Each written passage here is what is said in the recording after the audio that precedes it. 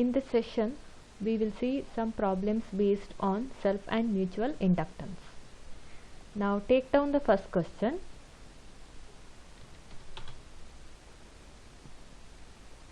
If the self-inductance of an air core inductor, if the self-inductance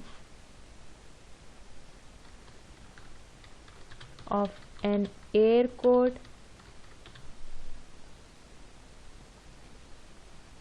inductor increases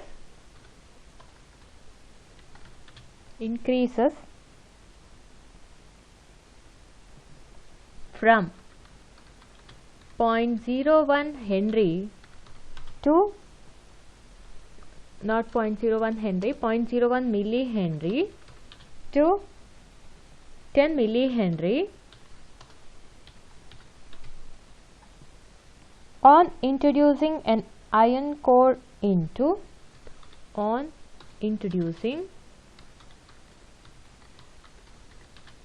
an iron core into it,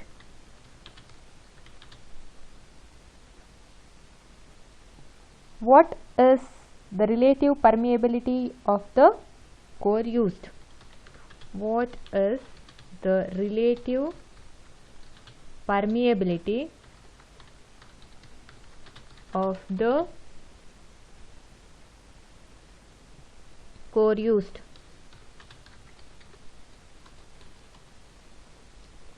Let me read once. If the self-inductance of an air-cored inductor increases from 0.01 millihenry to 10 millihenry on introducing an iron core into it, what is the relative permeability of the core used? So to find out this, now we will try to analyze the problem.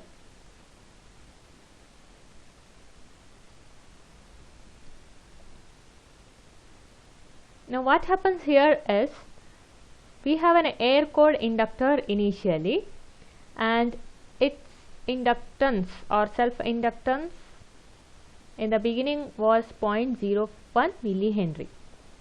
Now we are introducing an iron core into it, and then its self-inductance increases to 10 millihenry. So what is the relative permeability of the core used? We should know the formula for self-inductance in terms of relative permeability. Then we can easily find out what is the value of relative permeability. We know the self-inductance is given by, or self-inductance of an air core inductor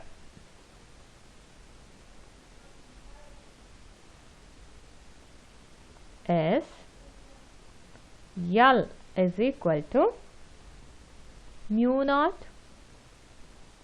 n square into L into A. So what is n square? N square is the number of turns per unit length. N square is number of turns per unit length, and L is the length of the solenoid, and A is the cross section area. Now this is the self-inductance of an air core inductor. Now what is the self-inductance of an iron core inductor? Self-inductance of an iron core inductor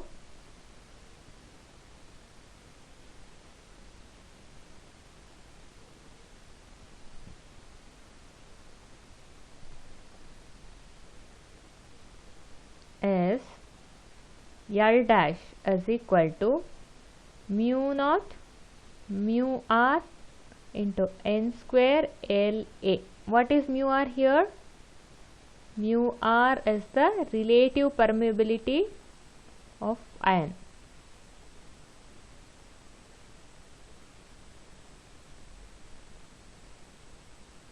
relative permeability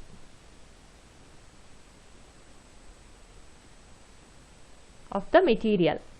Here iron is the material. Now given the value of L is given, value of L dash is given. In our problem, the air cored inductor has an inductance of 0.01 millihenry, and after introducing iron, the inductance increases to 10 millihenry. Therefore L dash is 10 millihenry. Now L we know, L dash we know. We don't know the other quantities like mu n square, L, A. So what we can do is we can divide one equation by the other so that few terms get cancelled. Now we will do L by L dash. What do we get? L divided by L dash will give us mu naught n square L divided by A divided by mu naught mu R into n square L A. Now here few terms get cancelled.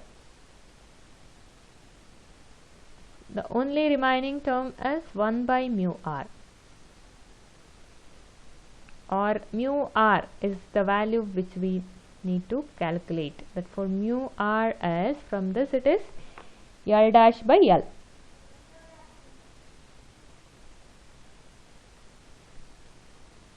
(10 millihenry divided by 0.01 millihenry. So millihenry will get cancelled, and 10 by 0.01, that will be 10,000. 10 by 0.01, that will be 1000.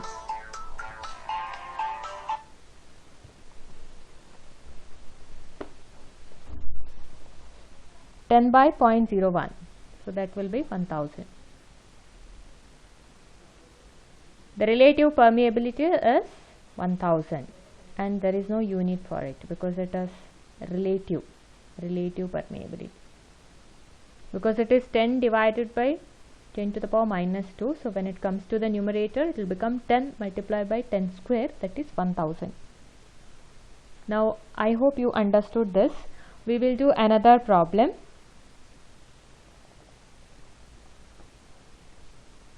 You can take down this question.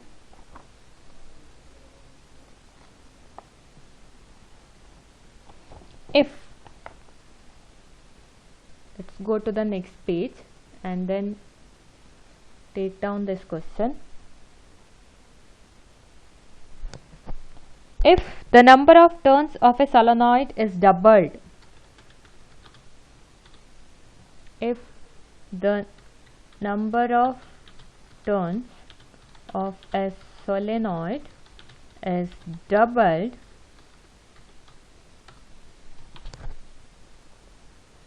keeping the other factors constant,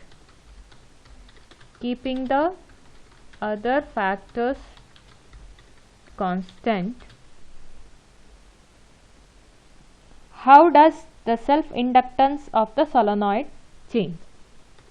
How does the self-inductance of the solenoid change?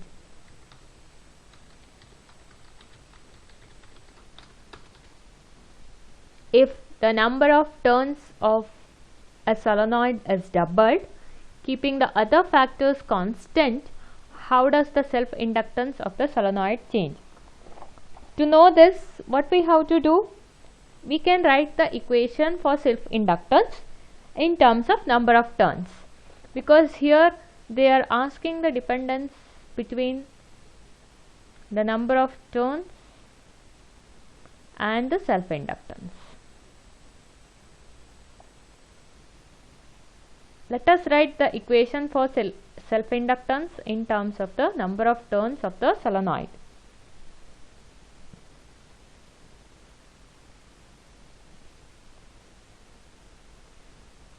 self-inductance L is given by mu naught into N square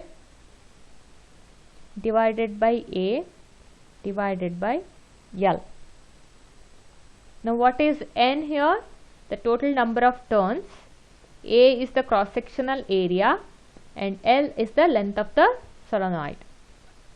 Now L is directly proportional to N square. So what happens now? If N is doubled, it will become 2N square. That means L becomes 4 times. Correct?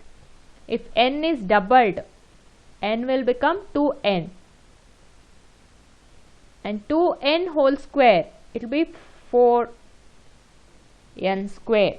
Therefore, if the number of turns is doubled, then the self-inductance becomes 4 times.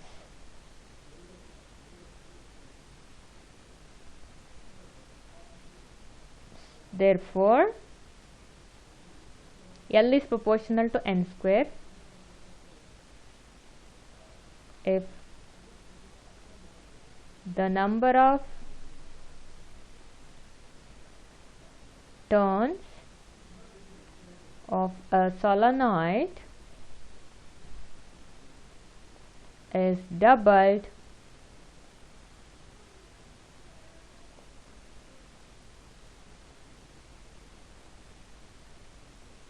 keeping the other factors constant,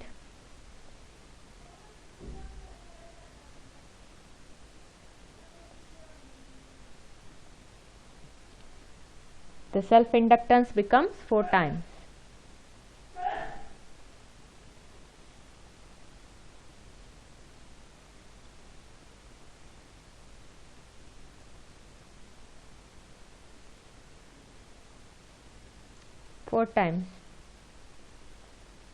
You know why? Because I'll just show you here. L is proportional to N square. When N is doubled, N becomes 2N. Initially it is N, now it becomes 2N. Now L is proportional to 2N whole square. That means it is proportional to 4N square. And the other terms, it is given that the other quantities are kept constant. Therefore, L becomes 4 times.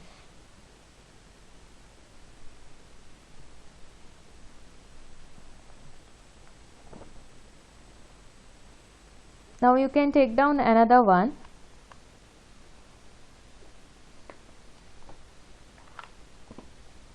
Let me go to the next page.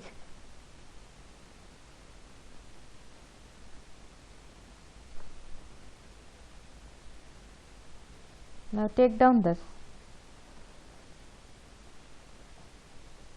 When current in a coil changes with time,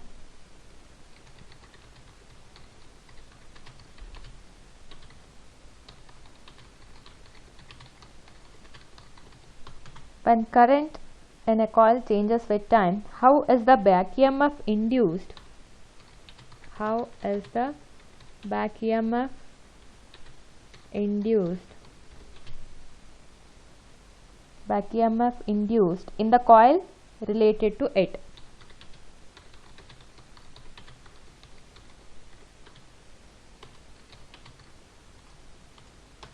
When current in a coil changes with time, how is the back EMF induced in the coil related to it? Now what is the back EMF here? Back EMF is the EMF induced in the coil due to the change in flux, or due to change in current, the flux linking the coil changes, and the EMF induced in the coil is known as back EMF. I'll repeat what is back EMF here. Back EMF is the EMF induced in the coil due to rate of change of current. Why? Due to rate of change of current, there is a change in flux linking the coil, or there is a rate of change of flux, and hence an EMF gets induced in the coil, and this EMF is known as back EMF. Now you know the induced EMF always opposes the very cause producing it. So here the back EMF opposes the change in current flowing through the coil. That is by Lenz's law. So you can write the answer for this question as the back EMF induced in the coil, because they have given how is it related. So you can write the back EMF induced in the coil opposes the change in current,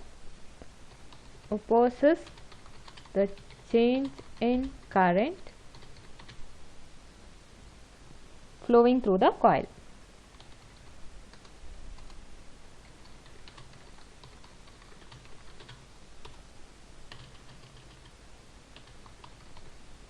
The back EMF induced in the coil opposes the change in current flowing through the coil. So these are all 1 mark questions, and hope you understood these problems.